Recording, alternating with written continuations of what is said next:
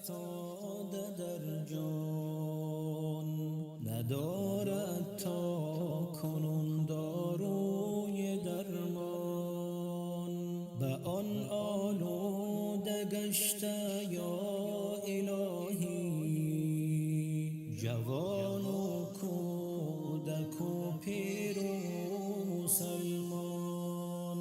الهی ما گنهکاریم قبول است، نبودیم گر به طاعت تحت فرمان. الهی ما گنهکاریم قبول است، نبودیم گر به طاعت تحت فرمان. نماز و روزه را کردیم فراموش، اگر دوری